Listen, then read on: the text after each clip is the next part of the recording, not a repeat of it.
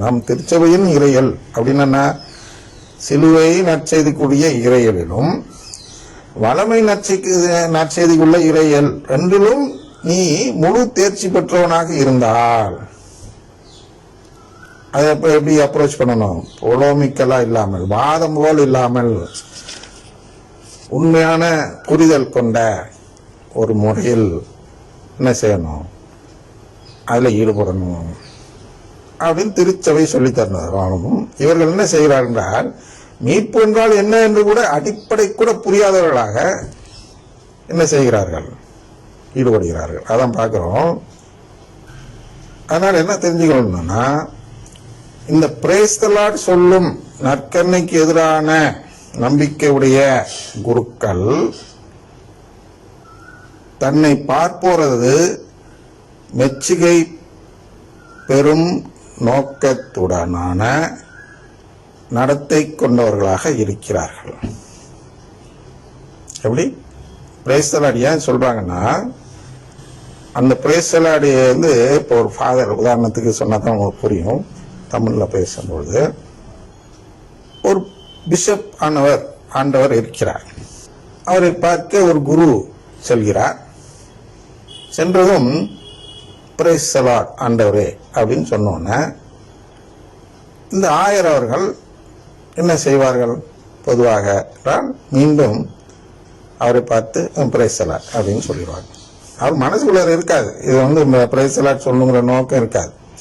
இருந்தாலும் அந்த குரு தன்னை தப்பா நினைச்சிருவாரே, இவர் பழமைவாதியான ஆயர் என்று நினைத்துக் கொள்வாரே என்று நினைத்து கொண்டு தன்னை ஒரு முற்போக்கு சிந்தனை உள்ளவர், அதான் இப்ப சொல்றோம்ல, எதிர்காலம் சார்ந்த ஆயர், ஃபியூச்சர் பிரீஸ்ட் அப்படின்னா முன்னாடி, அப்படி அதுதான் அந்த இடத்துல இருந்து வந்தது இந்த பழமைவாதம். பழமைவாதம் நம்மளுடைய மறைக்கல்வி நூலோ திருச்சங்கேடுகளோ கண்டனம் செய்து ஒதுக்கிவிடவில்லை. பழமைவாதத்தில் முழு தேர்ச்சி பெற வேண்டும். பழமைனா பழைய தியாலஜி இறையியலில் முழு தேர்ச்சி பெற்று இருக்க வேண்டும். அது மட்டும் இல்லாமல் எதிர்காலம் சார்ந்த இறையியலிலும் முழு தேர்ச்சி பெற்றவனாக இருக்க வேண்டும். அப்பதான் கிறிஸ்தவனுக்குள் ஈடுபட வேண்டும் அப்படின்னு சொல்லும் பொழுது இவர்கள் என்ன பண்ணிட்டாங்கன்னா, பழமையை பேசினாலே அப்படின்னா 2000 ஆண்டுகளாக எதை பேசியிருந்தாங்களோ அதெல்லாம் பழமையா. நற்கருணை பழமை, திருச்சபை பழமை, மாதா பழமை, இப்படி கடவுளின் குடும்பம் பழமை, ஜபமாலை பழமை. மெயினாக ஜபமாலை தான் ஒழிச்சாங்க அதில். அது சொல்லி ஜபமாலை சொன்னா அவர் பழமைவாத குருவா. இப்படியெல்லாம் உடனே கிளாசிஃபை ஜெனரலைஸ் பண்ணி அசிங்கப்படுத்த பார்க்கும் வார்த்தை தான் பழமைவாதி. இவங்கெல்லாம் புதுமையா சிந்திக்கிறவங்களாம், அதாவது எதிர்கால குருக்கலாம், எதிர்காலம் சார்ந்த குருக்கலாம். அதனால பிரேஸ் தி லார்ட் சொல்றாங்க அப்படின்னு சொல்லிட்டு ஒருத்தர் என்ன பண்றாருன்னா, அவன் என்ன சொல்லணும், நம்முடைய தமிழ் மரபுபடி வில்லனை அவன் என்று ஏகவசனத்தில் பேச வேண்டும். நான் சில இடங்களில் அப்படி யூஸ் பண்ணாம மரியாதை கொடுத்து பேசுறேன். அதை வைத்து நீங்கள் அவர்கள் எல்லாம் யோக்கியர்கள் என்று முடிவெடுத்து விடக்கூடாது. ஏன்னா அந்த அடிப்படையில் தான் திருவிழிய மொழிபெயர்ப்பு நடத்தப்பட்டது. ஆயர்களுடைய முடிவு என்னன்னா, வில்லனை அவன் இவன் என்று அழைக்க வேண்டும், நல்லவர்களை அவர்கள் இவர்கள் என்று அழைக்க வேண்டும் என்று சொல்லி அதற்கேற்ப மொழிபெயர்ப்பு செய்தார்கள். தமிழ் மொழிபெயர்ப்பு அதே கொள்கையை தான் நான் இங்கே சொல்கிறேன்.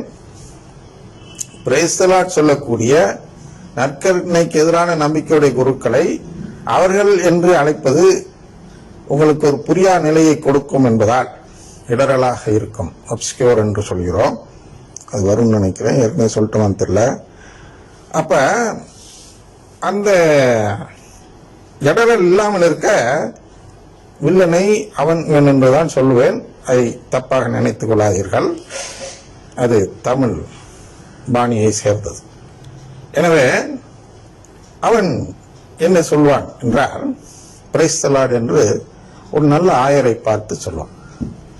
இந்த ஆயர் மனதில் பிரேஸ் தி லார்ட் பிடிக்காது, சொல்லக்கூடாதுன்னு நினைக்கலாம்.